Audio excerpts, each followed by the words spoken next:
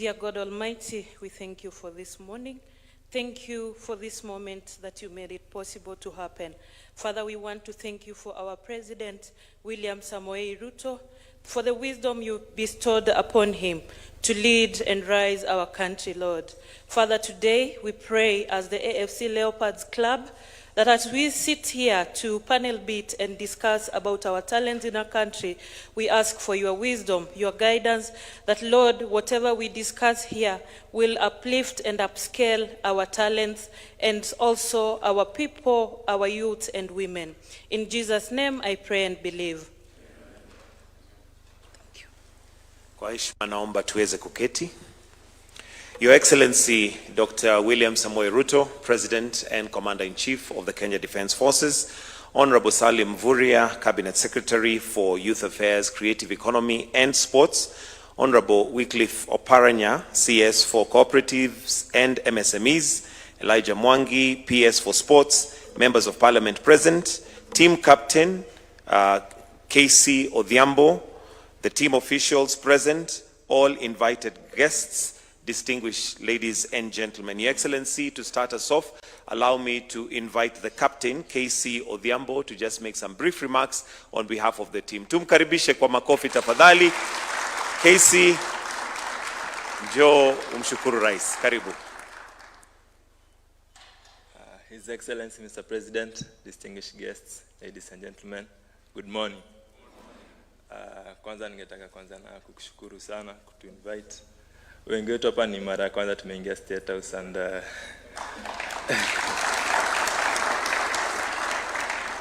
tunashukuru sana and AFC Leopards, we love you so much and umefanya kazi poa sana, umetushikilia sisi footballers, we are very grateful. Na season tujakuwa na season mzuri, but I promise you as the captain, next season tutakuja hapa na trophy na pia ile yako ingine tunajua utakuja na tusherehekee wote pamoja. Asante.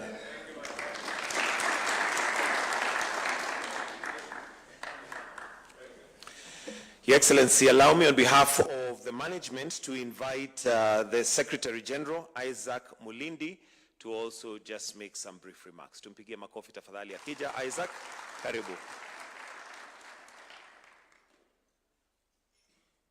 Thank you very much. Your Excellency, distinguished guests, members of the club, habari yenu. Bwana Yesu asifiwe. Asante sana.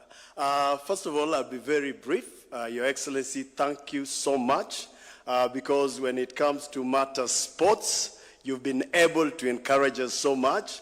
And I believe as the National Executive Committee and on behalf of the National Executive Committee, we want to thank you for this invite because ukiangalia unaona ikikuja sports, His Excellency amekuwa kibaumbele kuweza kusaidiana na vijana na wamama na wanawake na kila mtu kuangalia kwamba wanaweza cheza mchezo na tuweze kuendelea mbele kama taifa. As AFC Leopards, Your Excellency, we have over 120 branches in the entire country, and in these branches we try to do empowerment programs. We've got branches that have registered groups, empowerment groups through the Ministry of Culture, and we are able to kind of empower ourselves as well and try to put together talent. We are having a Fun Fest where we're going to have all these branches also coming together. This is just to encourage the club so that we can be able to see where we can tap talent apart from the entire country when we are doing scouting. When it comes to our club, I know that we've been very far away before we got into this space. As the new executive council, tumewaleta juu. Wamekuwa kwa chini sana, number 9, 8, but this time because I'll borrow from what you said last Sunday, where there's unity, God commands a blessing. Sasa tumewavuruta wamekuja juu. Now, Your Excellency, when it comes to matters empowerment, through CS Oparanya, who has advised us so much, we've been able to register a transport circle. where we have our Inge Transport Circle.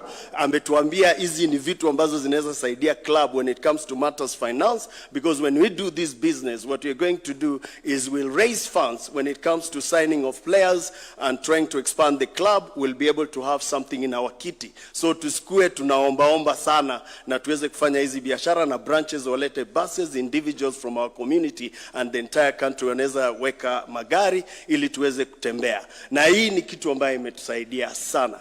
Na when it comes to matters in this country, wanasema if you read Jeremiah 5:21, inasema, hear this, you foolish and senseless people, who have eyes but they can't see, they have ears but they can't hear. Ni nani aoni viwanja ambazo umejaribu kutengeleza? Ni nani aoni? Ni nani, Your Excellency, aoni mabarabara zile ambazo umejaribu kutengeleza? Sisi kama club tunaweza decide, tunaona barabara inakuja, tunaweza decide, tunaweza weka home game yetu Nakuru, na tutafika kwa mwendo wa kasi na polepole na utaratibu, kwa sababu barabara ni mzuri. Na sisi tunaangalia ile mambo ambayo unafanya. Ukiangalia sports, it's just the other day you hosted our rivals here ambao tunapigana nao zaidi. Waliponea chupuchupu kidogo pale, waliponea sana. Tungekuwa tumebeba hii kikombe, tungekuja hapa na kikombe, lakini tunashukuru umetukaribisha bila kikombe kwa sababu unatupenda. Na unajua wewe ndio fan number 1. Nikiangalia register pale kama secretary, naangalia na inakuwa namna gani hii mambo inaenda namna gani. Asante sana, umetukaribisha na tunashukuru. Ukikuja kuangalia Migori wamekuwa hapa, ukikuja kuangalia Starlets wamekuwa hapa, sasa AFC tuko hapa. Tupige makofi jamani. And you know, AFC has got the largest fan base. Na rais, saa zingine tunapotea kidogo, na mimi ningesema uweze kutusamea kwa sababu ni wale ambao wana macho lakini hawaoni. But at this particular time, without wasting a lot of time, because I know wewe ni mtu mchapakazi na tunajua unachapa kazi. One thing that I would like to say, we are ready, Your Excellency, through our branches, because we've expanded. Actually, I'm just saying 120 because we know that those are the branches that we can lay our hands on. As we expand, we know, Your Excellency, through these branches, we'll be able to talk to our people so that they may see. We want a government that vouches for sports. We want a government that loves people who are doing something. At the end of the day, watapata kitu. Wewe mwenyewe umewa encourage. Au watu wakitoka hapa waende huko nje, wanaenda wanapewa pesa mzuri, na ekonomi yetu ambayo ukiangalia vizuri, if you do your statistics, Your Excellency, the talent comes from 2 communities, unfortunately. Na hiyo lazima tutakubali. Iko Wajaluo na iko Waluya. Na hao watu wakiungana, Your Excellency, najua hata hapa mbele mambo itakuwa sawa sawa. Na tunajua, Your Excellency, iko mtu haiko hapo katikati. Mimi namuita Mr. Fixit, na ni CS Oparanya. Oparanya, ukiingia kwa ofisi yake, anakuambia iko shida gani. Unamuelezea shida, anashika simu, anapiga. Ikishaisha anakuuliza, iko mambo ingine. Unafikiria, unasema iko nini, nitaambia waziri. Lakini sasa, kwa sababu pia ni mchapakazi, tunamuacha. So with that I've said, I know the time is limited. God bless you so much, Your Excellency. Nimeshukuru kwa kukaribisha. Asante. Thank you, Bwana SG. Your Excellency, for a minute I thought he was a preacher.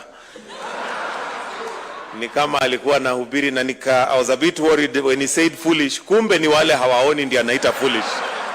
Thank you, Bwana SG. Your Excellency, the team would not have come this far without the professional body who support them financially. So on behalf of the professionals, briefly, to just speak, allow me to invite Wafula Wabuye to also make some brief remarks. Tumpigie makofi tafadhali akija. Karibu.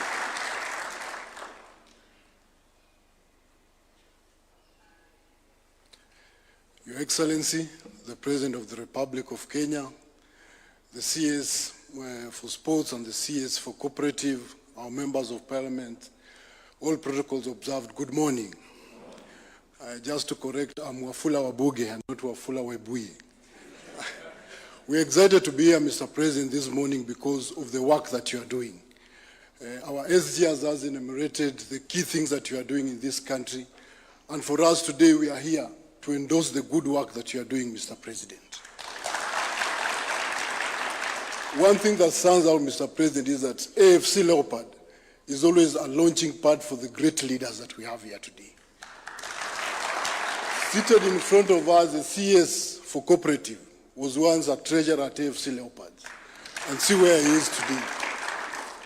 Mr. President, the CS for Cooperative took me from the banking profession and took me to politics as an ODM candidate in Bungoma. And when he did that, Mr. President, today we have a Secretary General of ODM here who also served in AFC Leopards Committee as the Secretary General. We are also glad to have the MP for Shinyalu, who is also has been an ex-co member of AFC Leopards, and we're excited to have him. And finally, Mr. President, we have an adopted son from the Kalenjin community that we took over and gave him the opportunity as a senator for Trans Nzoia. He has always been the champion and the ambassador of AFC Leopards in Trans Nzoia. Mr. President, we are here today to encourage you. There is a word spoken against a certain Spanish philosopher is called Don Quixote de Cervantes. And he says that this man was always ready to dream the impossible dreams, to fight the unbeatable foe, to handle even when his hands were too weary to, that he was always ready to march into hell for a heavenly call for his people. When I was thinking about this quote, I wouldn't imagine the work that you have done. Challenges have been there, but your courage and your boldness to rise beyond critics, to rise beyond naysayers, and stand up and say, there comes a time that Kenya must be transformed, and this is the moment. So as a people, from Western people, the SG has enumerated that we are here, but we also understand the work ahead of us. We also know the desires of your heart in the next 11 months.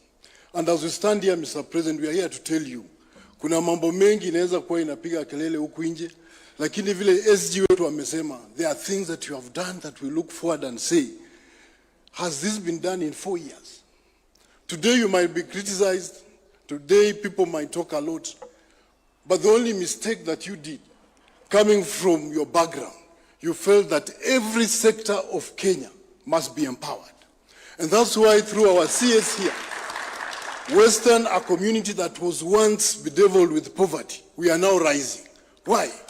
Because of the coffee farming and revitalization that is being championed by our minister here. Right now, Western, we are also on the map as the people who are also going to benefit from coffee. And we see the transformation that has happened through the CS, and we are saying that this man is a man that we need to hold close because he has empowered us. Mr. President, tukienda nyumbani tulikuwa tunakaa kwa njia. Siku 3 tunafika Christmas imeisha. Mr. President, Waluya tunahamanga kila siku tukienda Christmas. Christmas yetu inatupata hapa Gilgil. The project that you are doing on that road from Rironi to Mau Summit, our people in Western are assured that this time round, Christmas will get us home. So all these things that you have done, Mr. President, we appreciate you. I'll conclude by one thing, Mr. President, that your government has done and you did, but I feel your government has not taken enough time to just show what you have done. Mr. President, the world is moving towards stable coins and cryptocurrencies. Beyond being a sportsman here, people in the other world call me the stable coin evangelist. And I believe this one is the most critical thing. When the world was still grappling, the MiCA law was passed. June last year, President Trump signed the Genius Act. 4th November last year, Mr. President, you signed the VASP bill in Kenya. A total transformation of how finances are going to happen. Mr. President, hawa watu waongelee hii kitu. We are the pace setters for Africa, and just as M-Pesa did it, we are also the players within that industry also going to take it from where you did, and Kenya will be transformed as the Silicon Savannah of Africa once more and globally. Thank you, Mr. President. Na tukimalizia mambo ya siasa, Mr. President. Sisi Western tutakuwa nyuma yako. And the person who is going to hold us to come before you is none other than CS Oparanya. Mr. President, sisi tukirudi nyumbani pia sisi tunasema CS Oparanya pia ako kwa lineup ya kuwa considered deputy president seat. Watu wa Western tutapambana nayo. Asante sana, Mungu akubariki.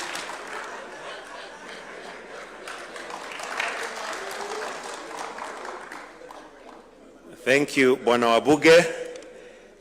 Your Excellency, how we have moved from football to deputy president remains a mystery, but labda ni vile mpira iko. Your Excellency, at this point, allow me to welcome the CS Oparanya to also now take over the program. Tupigie makofi tafadhali.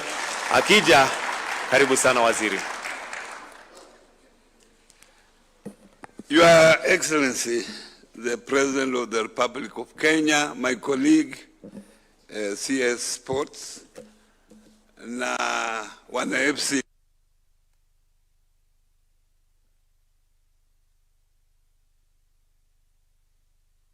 Your Excellency, maybe you don't know my history, but politician because of this team. Hapa ndio mahali nilianza kujifunzia mambo ya siasa nikiwa kijana, and I was an official for 10 years until I became member of parliament for Butere constituency. So when this team came to see me, the officials came to see me, and they had few requests, and I thought those requests were beyond me. And that's why I came to you, talked to you, and you accepted to meet them. I'm very grateful for that. That being a PC person, you have spared this time to come and meet the AFC delegation. But within my midst also, I thought in politics there are also officials who are there, who are still supporting this team. And we have Mr. Shinali here, the MP for Ikolomani. When I was the vice chair, I was the treasurer, then I became vice chair of the team. He was the committee member that time. Small man, but good player also at that time. And then later on, Catherine Omanyo here became the lady secretary general of the club, but through a coup. That was history.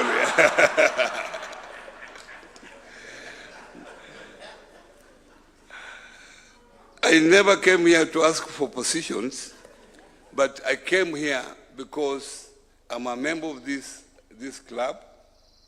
I support this club, and I felt that what you have done for this country, we can work together through the structures of this club. We are working together with them for 2027. But those are issues that we cannot discuss here. Those are issues that I will discuss with you later. But they came to me with about 4 specific requests, which I thought that I can bring to your attention. First of all, this is the time for signing in new players. The next season starts next month, and every team has to prepare. So they needed support to sign in new players so that next season is a formidable team. Secondly, they requested that they need a sponsor, an extra sponsor. They have a sponsor, but because of the commitment of the sponsor, the sponsorship is not adequate. And they have the women's team, the ladies' team, they have the youth team that they are required to maintain through the season. So because of that, they have a huge shortfall that we cannot help them. So they need an extra sponsor, they need a huge support. Then the third one, they have a lease with Kenya School for Deaf. It's a government school, and that's where they practice. And they thought that being a government institution, the government could improve that particular institution so that they have facilities that they can practice. Because at this moment, if they have to look for land to put infrastructure, that is a long term. But this could be a short term where they can practice and maybe have facility for camping when they have a match. Then lastly, we helped them. The third one, they have a lease agreement with school deaf with Kenya School for the Deaf. Now this is a government institution, so they are requesting that you improve the playground there. You provide facilities on that school so that they can use it in current, so they can use it now for practicing and for their matches if it is improved. Yeah, because it's a government institution. They have a lease for 15 years. Yes. Then lastly, they came to my office and we helped them to register a SACCO, a transport SACCO. But I understand NTSA has suspended licensing SACCO transport for 2 years. So they were requesting if NTSA can be requested to open that window so that they are able to actualize the SACCO transport. Those are the only 4 issues. They came to my office, but we are so grateful, Your Excellency, that you accepted to see the team. And because of that, I had also to request my colleague, because angefikiria sasa mimi namjimba hapo chini chini. Nikamwambia, no, I'm taking a team to see the president. The president has already accepted, but can you come over?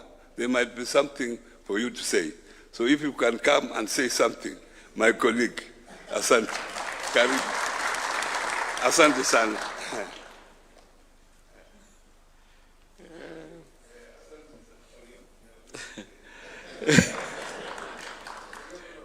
Your Excellency, Dr. William Samoei Ruto, President of the Republic of Kenya, my colleague C.S. Oparanya, the PSSE are present, and members of Parliament, AFC Leopard management and team members, good morning. Your Excellency, first of all, I want, on behalf of the ministry, to appreciate that you have elevated and inspired sports to another level. This week alone, you have had, this is the 3rd breakfast you are having with sportsmen and women. Yesterday we were here with the starlets and the junior starlets, and now before us here is AFC Leopards, a team which has been an epitome of greatness, of success, consistency, and resilience in our country. This AFC Leopards has been a role model, to many teams in the country. And even as we were doing CHAN and now to AFCON, we know that there are many players, who will come from AFC Leopards. And therefore, Your Excellency, we in the sports fraternity don't take it for granted, because you are the first president who has been deliberate on matter sports, not just in the area of infrastructure, but also in talent development. I'm sure if we did an interview here, many of you will say that this is the first time to visit State House, courtesy of our President, Dr. William Samoei Ruto. So, Your Excellency, I think we'll be waiting for further directives from you. We are ready to implement the support to AFC Leopards and other teams that you will direct us. But more importantly, Your Excellency, you have taken talent nurturing to another level, because right now the infrastructure across the country, in the next few months, there will be availability of training grounds and stadia that will be available as far as Wajir. So we'll be able to have a very good pool, you know, where we can spot talents, nurture talents, and develop talents. So Your Excellency, ours is to provide that support, to implement, to invest in infrastructure, as we also work with the teams on the other areas of software, trainings and whatever, so that they can be able to succeed. Kwa hivyo, Your Excellency, nikimalizia, AFC Leopards ni timu ambayo tumeipatia heshima sana. Lakini Mheshimiwa Rais, wewe umepeana heshima zaidi kwa mambo ya michezo, kwa sababu ndio mara ya kwanza ambayo nchi yetu sasa inaweza kujivunia, kwa sababu wewe mwenyewe unatuongoza vizuri kuhakikisha kwamba mambo ya michezo sasa si mambo ya kuchezewa. Ni mambo ambayo sasa tunaangalia talent, iwe ndiyo maisha ya vijana wetu. Kwa hivyo, Your Excellency, tutakuunga mkono, na kama vile SG alivyosema hapa, wewe unafanya mengi katika taifa la Kenya. Unaleta usawa wa maendeleo, unaleta usawa pia kuhakikisha unajumuisha wale ambao walikuwa hawakuheshimika zamani, na wengi wao ni hawa wachezaji, kwa sababu wachezaji kupata nafasi ya kuketi na rais kwa kiamshwa kinywa ni jambo ambalo sisi hatulichukulii kimzaha, na ndio maana naungana mkono na yule alikuwa nasema hapa kwamba tukuunge mkono zaidi tunapoendelea, kwa sababu maendeleo mengi ya michezo ambayo umeanzisha sasa si mambo ambayo yataisha tu na mwaka mmoja, yanahitaji muda mrefu. So that transformation, Your Excellency, requires that we be consistent in your leadership, and that is why we are rallying Kenyans to support your efforts in the transformation of your country. And we also urge the naysayers. Kenya is now a different country. You know, sometimes when some of our opponents discuss Kenya, you find like there are two contrasting situations. The roads that you are doing, the infrastructure in sports, it is visible across Kenya. You are the first president who has deliberated to do a standalone stadium, the Raila Odinga International Stadium, a 60,000-seater stadium in our country.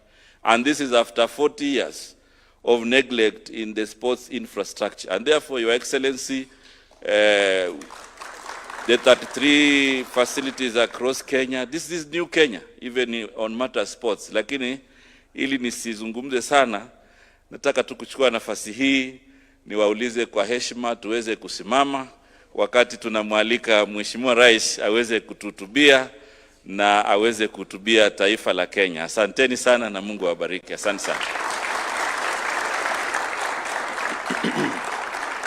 Shukrani waziri, tafadhali tuketi chini. Asanteni sana.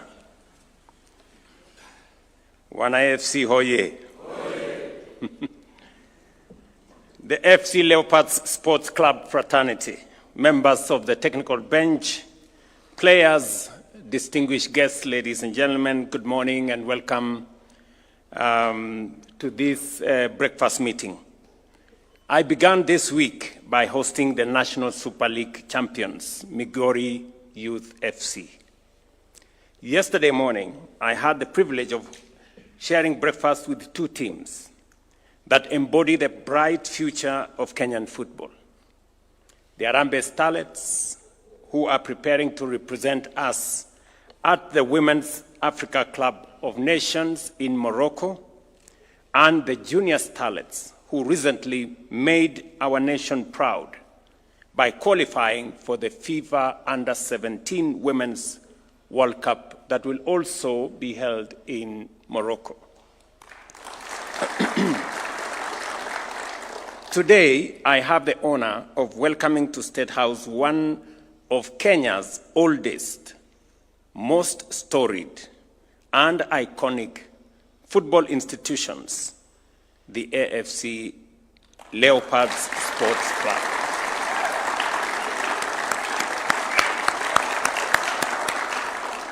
Karibuni sana. Some may be asking a fair question. Why is the president spending so much time with sportsmen and women? My answer is simple. Because there is no better investment than the future of the young people of our nation. These arrangements and engagements are neither ceremonial nor incidental. They are certainly not a diversion from the rest of government work. They are, and they form, a serious part of government work. Sports is one of Kenya's greatest untapped economic opportunities. For too long, we treated it as an entertainment. We cheered, we celebrated, we went home. Countries that treat sports as a recreation produce athletes, but countries that treat sports as an industry, they create jobs, wealth, and global influence. Kenya has chosen the second path. We are not only going to enjoy sports and have athletes, whether they are footballers or they are marathoners or all the other people, but we have chosen the deliberate path that sports is going to be serious business. And that is how we are going to create opportunities for employment for our young people, create wealth, and also wield influence as a nation.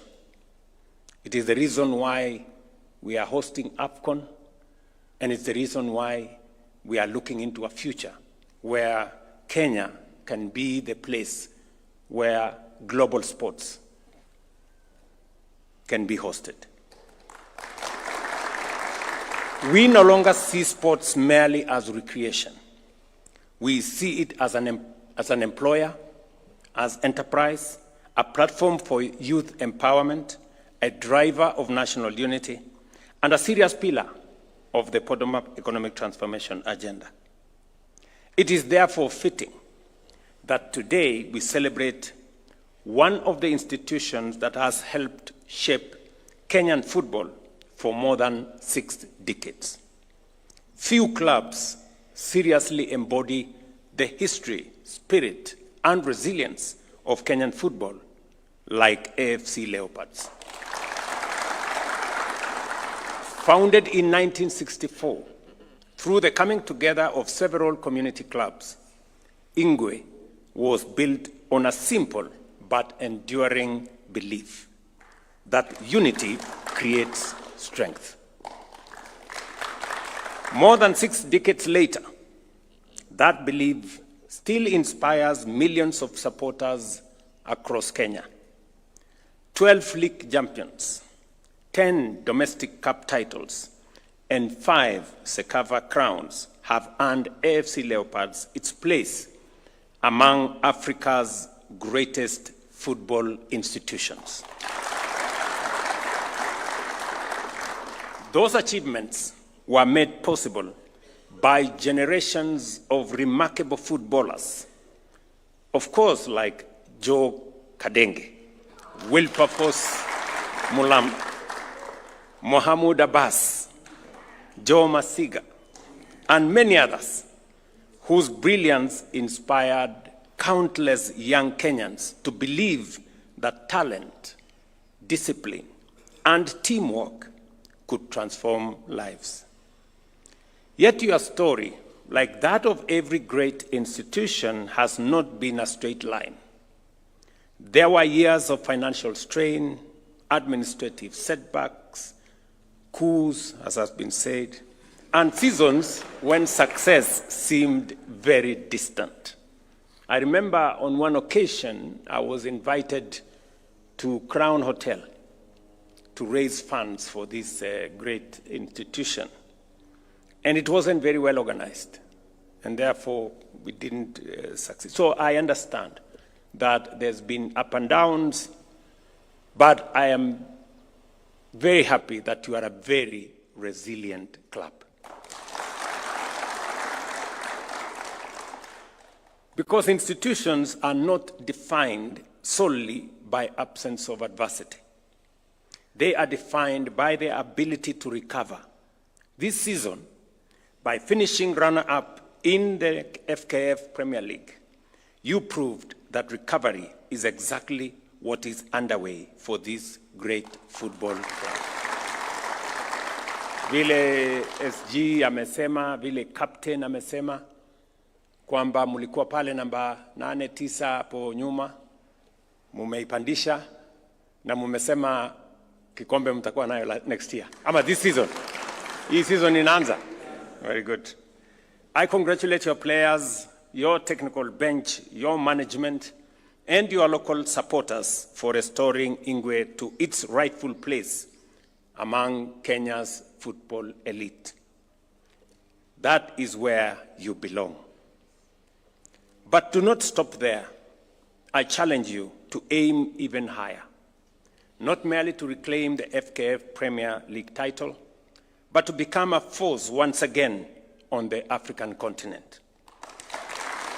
Because every Kenyan club that succeeds internationally inspires our young people, strengthens our national brand, and grows our sports economy.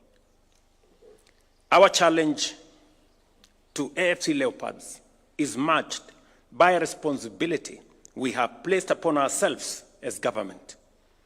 We are determined to create an environment in which Kenyan sport can realize its full economic potential.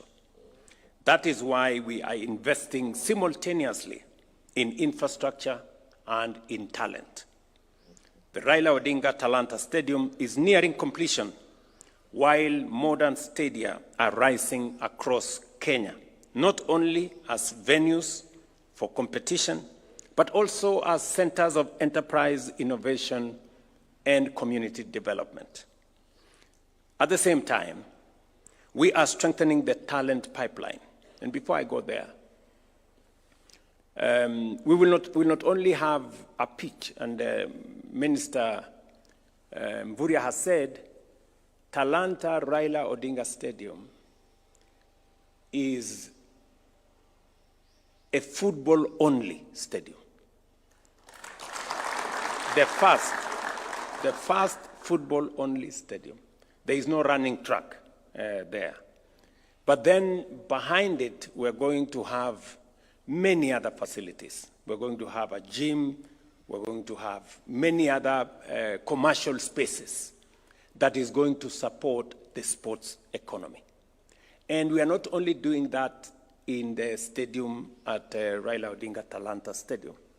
We are going to be doing it in every stadium around Kenya. It is not going to be just a place for competition. There will be built into the stadium meeting rooms, commercial spaces, restaurants, ICT hubs, and many other creative economy spaces, studios for young people around the stadium, so that the stadium is not just a place for competition, it is going to be a place for youth empowerment, for the creative economy, for commercial activity, and to promote enterprise. I was in Azerbaijan about 2 months ago, and I met the president of Azerbaijan in a meeting room at the stadium in Azerbaijan. So the stadium is not just a place to play football. It is also a place where you can do many other things. And that is what we are going to do with the stadia that we are building around Kenya. They are not only, because I hear many people ask me, what are you going to do with 32 stadia around Kenya?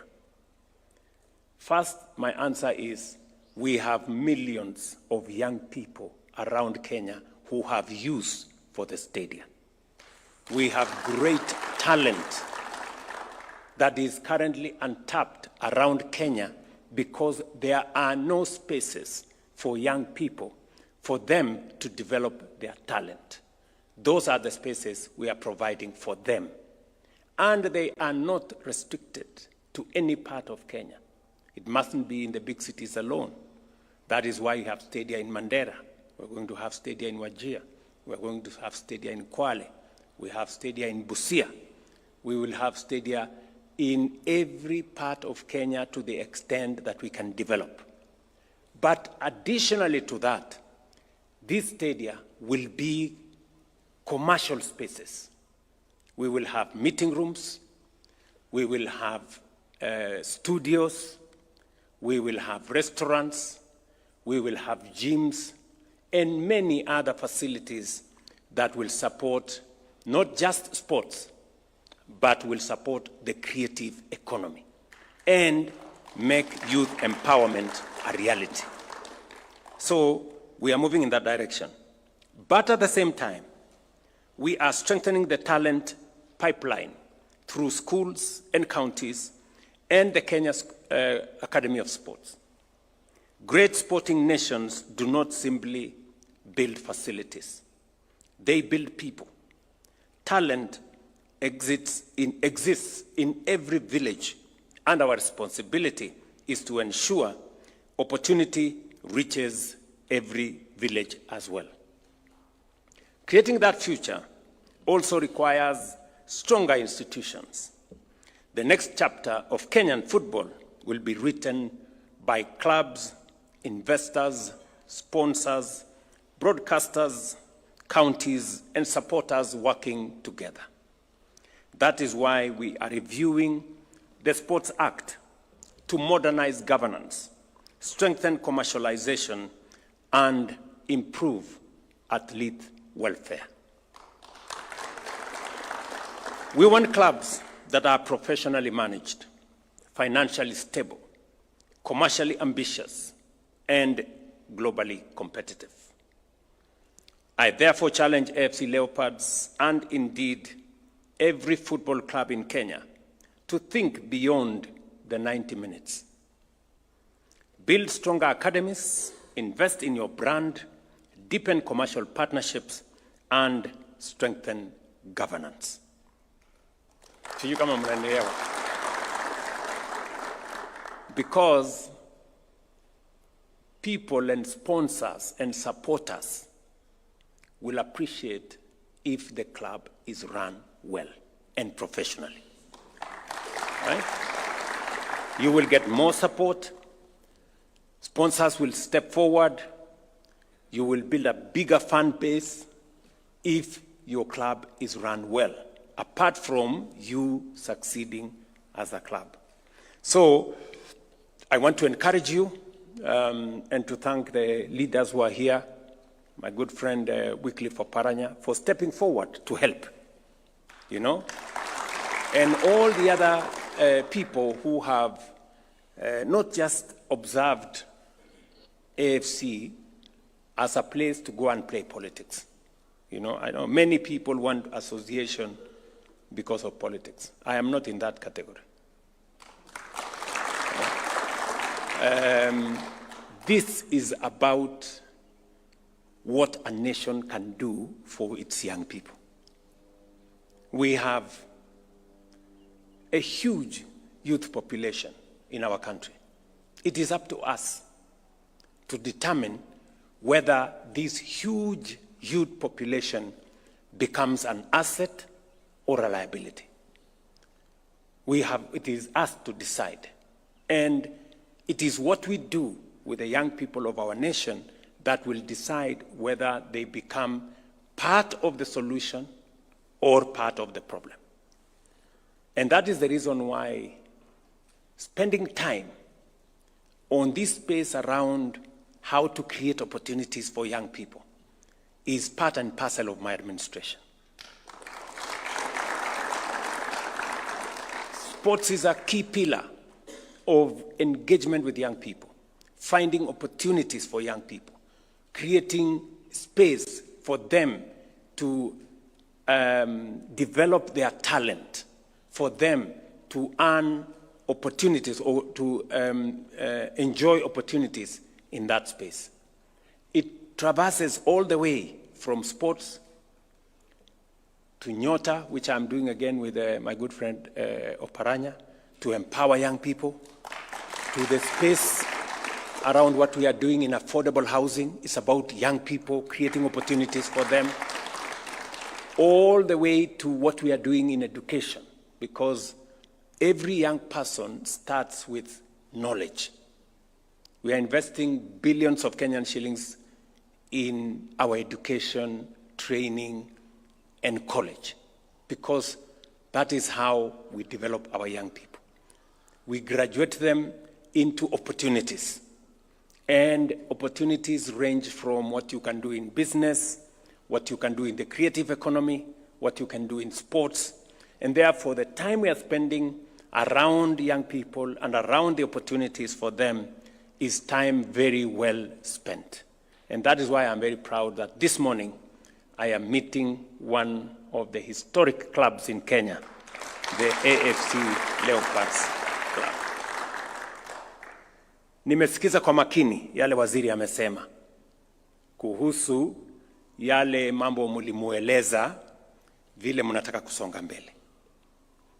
Na kuna mambo matatu ambayo nimesikia yalikuwa manne.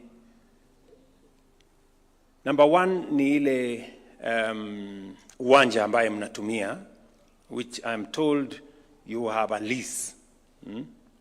Waziri, I think let us look for some resources and go and do that field for them.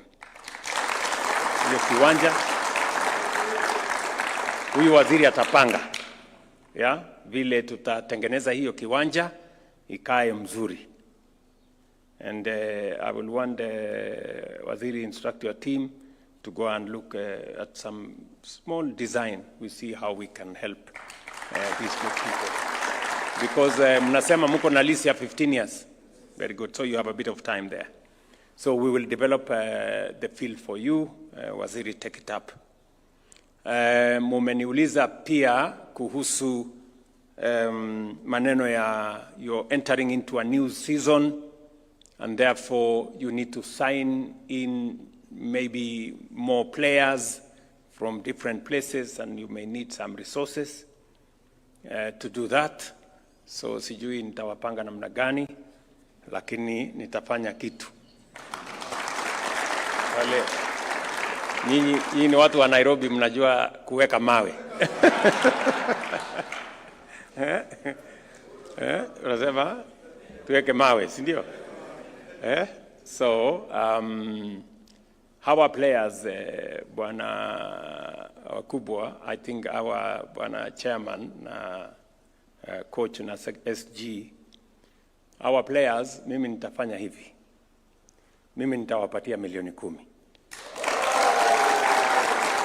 Lakini kwa hiyo milioni 10, our players wapate milioni 5, wajipange hapo. Hiyo milioni 5 ingine mtumie kusign in new players. Lakini hawa watu wapate kitu ya kwenda naye nyumbani. Si ndio? Alafu ya tatu ambaye mmeniuliza ni mambo ya sponsorship. Nimeuliza nafikiri mwenyekiti patron. Nimeuliza patron hapa. Akaniuliza mko na sponsorship ya milioni 75 kila mwaka kutoka mahali fulani. Kwa hii mwaka nitapanga ili tujaze iwe milioni 100.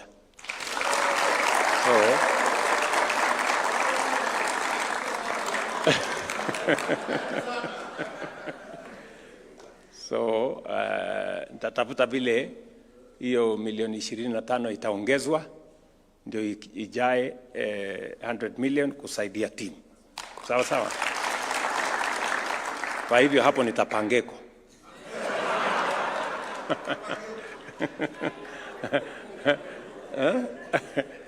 Hapo nitapangeko, si ndio? So I think And then there was the last thing, Waziri. Oh yeah, they formed a club, they formed a SACCO. I will discuss with Waziri on how your SACCO can be registered. Otherwise, nyinyi mfanye bidii, muelewe ya kwamba tunatembea hii safari pamoja. Nimesikia, I am very proud of this Wabuge man. Where is that one? Mwingine alimuita Webuye. Huyu Wafula Wabuge, congratulations my friend. Umesema mambo ambayo ni ya muhimu sana. Kwanza hapo kwa crypto. Wakati nilisign virtual assets law, watu wengi hawakuelewa. I'm very proud that we have Kenyans like yourself who are occupying that space, who are monetizing that space. So hapo kwa cryptocurrency tusonge. Asante sana. I was wondering whether people are aware, but I'm very happy that there is a space there, that there are people like yourself who are underwriting that space. Mumesema vile vile ya kwamba katika taifa letu la Kenya kuna mambo ambayo hayakuwezekana pale nyuma, na kwa muda mrefu tumekuwa tuking'ang'ana vile tunaweza kubadilisha nchi yetu. Na nimesema mara kwa mara ya kwamba hatuna sababu kama taifa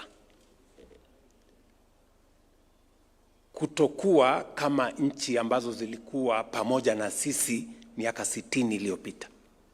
Mimi nawauliza ninyi wana AFC, wakati nikiuliza wananchi wa taifa letu la Kenya, tulikuwa sawasawa na Malaysia, tulikuwa sawasawa na Korea, tulikuwa sawasawa na Singapore miaka 60 iliyopita. Leo hizo nchi zote ziko first world. Sisi bado tunang'ang'ana karibu na huko third world. Makosa ilitokea wapi hapo? Sijui kama tunaelewana. Na mimi nataka niwaeleze, hatuna sababu kama Wakenya. Vile wale walipiga hatua na wakawa nchi tajiri, wakawa nchi yenye wananchi wako na ajira, wananchi wako na makao mazuri, wako na nafasi ya kazi. Vile walifanya wao, sisi tunaweza kufanya. Yes. Na ndio mumeona nimekatalia mambo mengi, kwa sababu watu wengi wanataka siasa ya kupigiwa makofi. Siasa kidogo kidogo ya ambayo ni populist. Unataka tu unaongea tu mambo ambayo haina maana. Na ndio sababu mimi nawaeleza nyinyi wana AFC,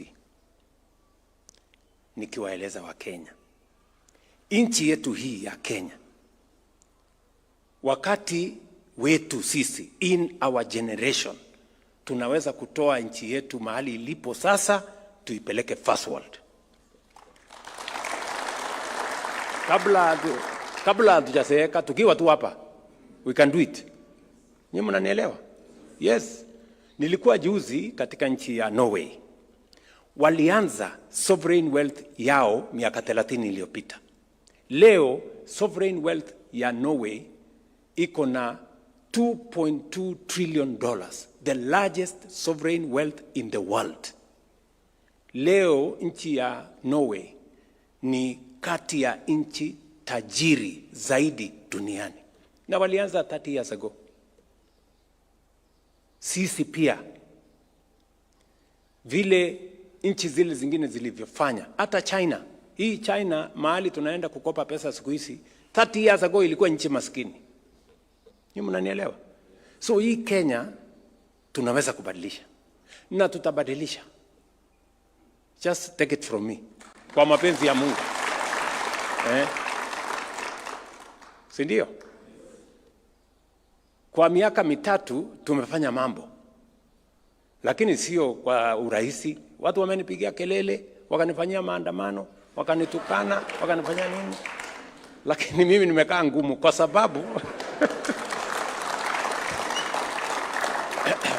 Kwa sababu nchi haiwezi kubadilika bwana bila ya mtu kuwa mkakamavu. Sijui kama tunaelewana. Watu walikuwa wanapiga kelele, sijui tusifanye housing. Wakanifanyia maandamano hapo, wakanipeleka kotini, wakanifanyia nini, tusifanye housing, hii housing levy, sijui nini. Wewe umekuwa Zakayo. Leo nyinyi ni watu mnaishi Nairobi. Nairobi inabadilika ama haibadiliki? Hii Kibera imekuwa ikitusumbua hii. Si leo inajengwa? Si Mathare inajengwa? Si Nairobi, hapa Nairobi peke yake tunajenga nyumba 80,000, 80,000 houses in Nairobi City. Kila sehemu ya Kenya, enda Kakamega, enda Bungoma. Bungoma tunajenga one of the largest housing estates in Kenya. Kisumu, Migori, Garissa, Kiambu, Eldoret, Nakuru, every part of Kenya tunajenga leo. Kwa sababu gani? Kwa sababu tuliamua kuwa na housing fund, tuwe na housing levy. Pesa zetu za Kenya ndio inatusaidia kujenga taifa letu la Kenya. Kama mimi ningekuwa mtu muoga, nipigiwe kelele, nifanyiwe maandamano, nipelekwe kotini, niwachane na mambo ya housing, tungekuwa tuna chochote cha kusherekea leo? Leo mbali na kujenga hizo manyumba, vile vile tunajenga markets. Vile vile tunajenga hostels ya vijana wetu. Masoko tunajenga Kenya ni masoko 600. Hostels tunajenga katika taifa letu la Kenya ni ya vijana 1,180. That is how you transform a nation. Tunaelewana my friends? Hivyo ndivyo nchi zingine zimebadilisha nchi zao. Tulikubaliana ya kwamba tutafanya mambo ya health. Kwa sababu pale nyuma tulikuwa na matatizo, watu wanaenda hospitalini na kosa dawa, watu wanaenda hospitalini, hawezi kulipa. Wengine hata wanakaa tu nyumbani wangojee kufa kwa sababu hawana uwezo. Sasa tumesema kila Mkenya, mambo ya afya sio tena ati starehe ya wale watu wako na uwezo ama matajiri ama wako na kazi. Afya leo tumesema iwe ni haki ya kila Mkenya. Na bima ya afya ya SHA isimamie kwa kiasi kikubwa malipo pale hospitalini. Hivyo ndivyo tutabadilisha nchi. Sio kama tunaelewana. Mabarabara tumesema tunajenga. Na tunatumia akili kujenga hizi barabara. Hii barabara ya Mau Summit hii tunaongelelea saa hii. Kama tungengojea pesa ya serikali ya Kenya, hatungejenga. Lakini tumetumia akili na mbinu. Leo tunajenga na pesa yetu na pesa ya waegezaji. Hivyo ndivyo tunabadilisha taifa letu la Kenya. Sikizeni bana. Juzi nimesign hapa bill mwaka huu 2. Sasa ni sheria. National Infrastructure Fund na Sovereign Wealth Fund. Kwa sababu nchi zingine zimefanya hivyo ndio wakapiga hatua ya kwenda mbele. Leo kwa National Infrastructure Fund tuko na pesa ambayo itatusaidia kujenga barabara, kujenga airport, kujenga seaport, kuweka logistics, kuongeza stima na kuongeza mambo ya irrigation. Tumesema hiyo ndio safari tunatembea. Hivi karibuni tunataka reforms ya education inasonga mbele. So nawauliza nyinyi wana AFC. Huyu captain amesema tukutane hapa next year.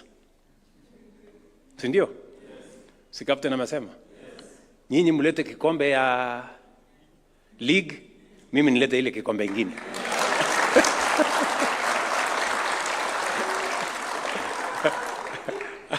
Ama alisemaje huyu captain? So nyinyi mtangangana? Mlete hiyo ya league. Mimi nataka niwaambie hata hii ingine nitangangana tukutane. Tukutane hapa next year. Si namna hiyo? So mambo ni hayo na nimefurahi sana kuwaona. Asanteni sana kwa kunitembelea. Najua nyinyi ni watu mko na shughuli mingi.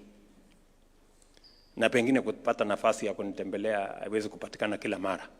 Lakini mkipata nafasi nyingine kidogo, mnitembelee tena.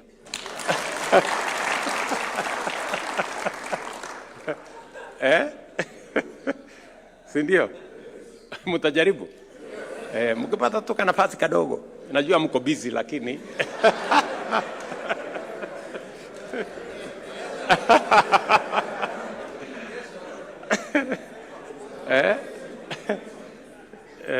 na najua wakati nilikuwa nafanya hii appointment nikaambiwa watu wako busy sana. So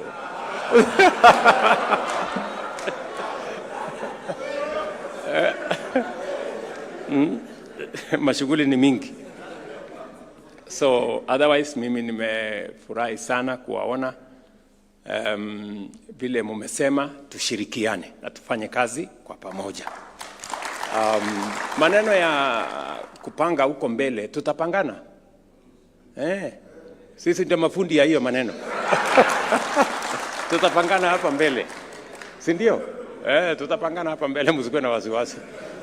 Lakini unajua sasa kitu ya kwanza lazima mfanye ni ili kupangana hapa mbele inahitaji kura. Lazima kila mtu ajiandikishe kwa kura.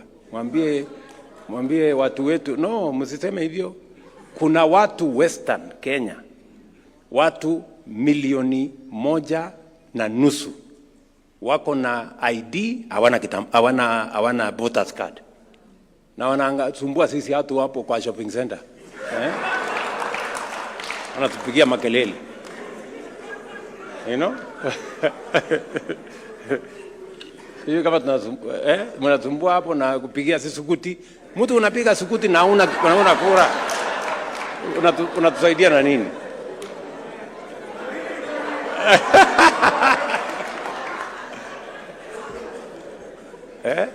Sijui kama tunaelewana. So nimekubaliana na hawa dosi. Nimeongea na Mheshimiwa Paranya, nimeongea na Mheshimiwa Musalia, nimeongea na speaker wetu, nimeongea na governors wetu wote. Nimewaambia safari hii tunataka kila mtu ajiandikishe kama mpigaji kura. Yes.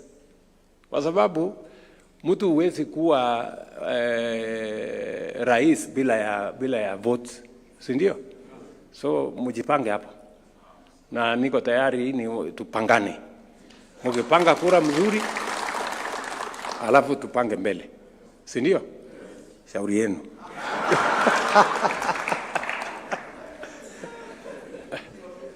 Tumeelewana? So otherwise nimefurahi sana kuwaona. Mlipata iko chai? Iko chai hapa? Okay. Nasema waongeze chai nyingine. Otherwise asanteni sana na watakia heri wakati mnaenda kupanga mambo ya kwenda mbele. Waziri anajua vile atafanya na hiyo ingine Mungu atatujalia ndio tuweze kufaulu. I wish you well. Once again, congratulations AFC Leopards for an outstanding season. May Ingwe continue forever. Asante sana. Haya basi, tujaze makofi tafadhali kwa rais. Thank you, Your Excellency.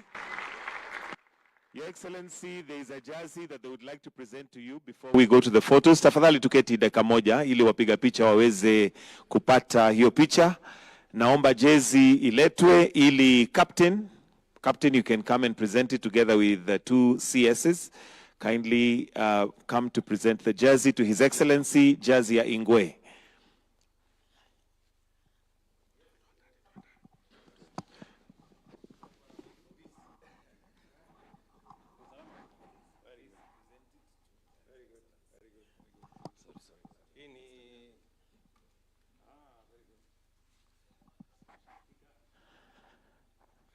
Naona jazi 01 imeandikwa WSR. Wapi makofi ya mchezaji 01 mwenyewe pale?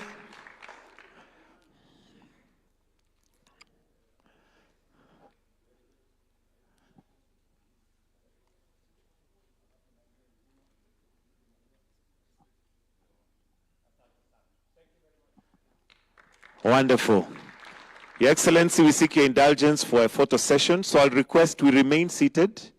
Only the team members kwanza tuanze na team peke yake, players peke yake waelekee pale ili tupige picha na rais. We may proceed. Players to the back there where we have seats. Players, All the players, let's proceed.